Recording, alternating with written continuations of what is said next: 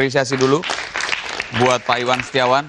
Nah, kalau tadi sudah disampaikan oleh 3 narasumber saya seperti itu di sebelah kanan saya, apakah dari IPB punya pemikiran yang lain? Apakah Anda punya pemikiran yang bertolak belakang dengan apa yang disampaikan oleh narasumber, atau mungkin juga punya masukan data terbaru? Kalau di mahasiswa pasti saya tahu ada riset, turun ke lapangan juga, ada praktek kerja juga, begitu kan? Kita mulai dulu dari Siska.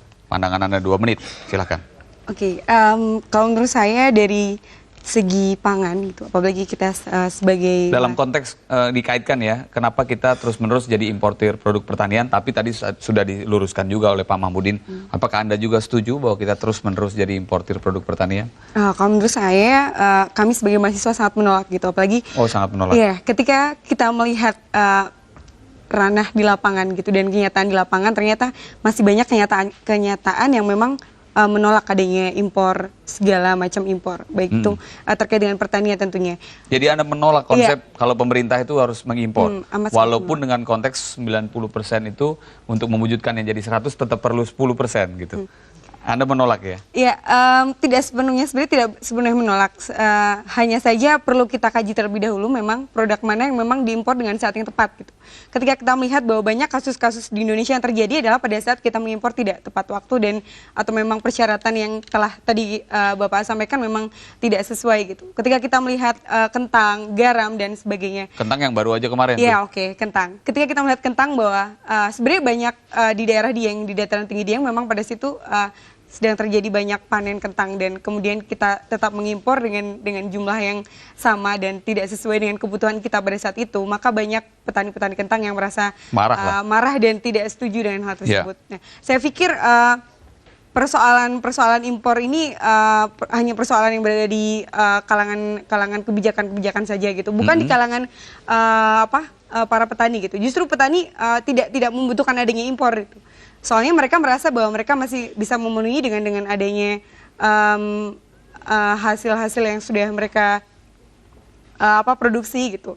Terlebih dahulu bahwa kita perlu mengkaji. Kalau misalnya contohnya adalah garam di Indonesia, 70% adalah kepulauan dan kita bisa melihat bagaimana produksi garam. Tapi kemudian ketika garam itu berada banyak di pasaran, kemudian pemerintah mengimpor kembali, banyak petani-petani garam yang mereka merasa dizolimi tentunya oleh pemerintah dan mereka pastinya juga memberikan banyak kekecewaan dan keluhan juga. Baik, terima kasih. Kita boleh berikan apresiasi untuk Siska. Saifuddin, ada pendapat yang lain? Apakah Anda melihat bahwa impor produk pertanian itu masih tetap harus terjadi? Ataukah memang seharusnya sudahlah kita jalan seperti ini aja? Toh tadi seperti disampaikan Pak Iwan, sebetulnya petani kita toh sanggup gitu. Tapi Pak Mahmudin juga mengatakan bahwa iya, kalau kita nggak sanggup wajar saja karena ada beberapa komoditi pertanian yang kita kualitasnya belum kita memenuhi, terus jumlah juga kita belum memenuhi. Jadi gimana soal mengimpor produk pertanian? Iya, betul, memang tadi yang disampaikan oleh Mbak Siska juga gitu ya. Kalau saya pribadi saya tidak menolak. Tapi saya tidak mendukung. Tidak menolak tapi tidak mendukung. Tidak menolak dan tidak mendukung. Artinya di tengah-tengah ini abstain. Saya mengatakan bahwa ternyata kalau kita lihat negara kita kaya kok. Negara kita dengan sumber daya yang luar biasa gitu ya. Luas ya? Luas kok. Apalagi lautan yang luas. Apalagi kemarin kan. Kita harus impor garam yang idealisnya gitu ya. Kita lihat ironis sekali ketika luas lautan kita jauh lebih luas gitu. Tapi ternyata yang terkait garam ini masih impor. Itu dan ketemu tuh kemarin dari salah satu tayangan TV kita juga ada inspeksi dari Kementerian Kelautan, sidak ada gudang garam yang diduga itu garamnya ilegal. Ya, import artinya. Dan saya ingin menyampaikan juga tadi bahwasannya terkait sebetulnya pada konteks kebutuhan kita gitu. Karena ternyata banyak sekali masyarakat yang ternyata butuh. Ya, kalau misalnya kita bicara kedelai misalnya, seperti tempe itu kan konsumsinya jauh lebih tinggi ketimbang produktivitas yang bisa kita hasilkan dari petani gitu. Yeah. Nah, itu artinya sesuai dengan kebutuhan tapi tidak menyakitkan petani-petani kecil seperti itu, sehingga bisa disinergisasikan antara kebijakan dari pemerintah dan juga dengan kebutuhan masyarakat serta dengan kesejahteraan petani pada umumnya. Mungkin seperti Baik, terima kasih. Boleh kita berikan apresiasi juga ya untuk Saifuddin. Unang dari Departemen Teknologi Pertanian. Ini apa yang menarik kaitannya dari Departemen Teknologi Pertanian Anda lihat dengan soal import-mengimport produk pertanian. Dan kalau tadi teman Anda ada yang tidak menolak, tapi juga tidak mendukung. Ada yang di sini menolak. Anda mau pilih yang mana? Oke. Pertama saya sampaikan bahwa 10-20 tahun ke depan, negara yang dikuasai itu bukan yang menguasai IT. Yang menguasai apa dong? Pangan, air, dan energi. Energi pun bukan energi konvensional seperti sekarang, tapi energi boleh diulang, terbarukannya. Pangan, air, dan energi. Oh, jadi ini negara yang akan menguasai dunia ya? Akan menguasai dunia mungkin 100 tahun ke depan, karena persoalan pangan ini adalah persoalan sangat rumit. Jadi seharusnya konsepnya kita ganti dari swasembada ke kedaulatan pangan. Kalau swasembada masih memungkinkan impor, maka kedaulatan pangan sudah harus 100%. Minimal bahan pokok lah. Beras, jangan sampai impor per tahun mencapai 2 juta. Padahal kita surplus, 6 bulan surplus, 6 bulan defisit.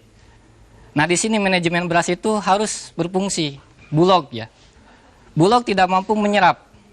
Selama panen raya, Bulog tidak mampu menyerap yang dijatahi 10% ya Pak ya. Kalau nggak salah, 10% harus menyerap beras petani. Tapi kenyataannya di lapangan, Bulog tidak mampu menyerap. Kenapa? Pertama masalah harga.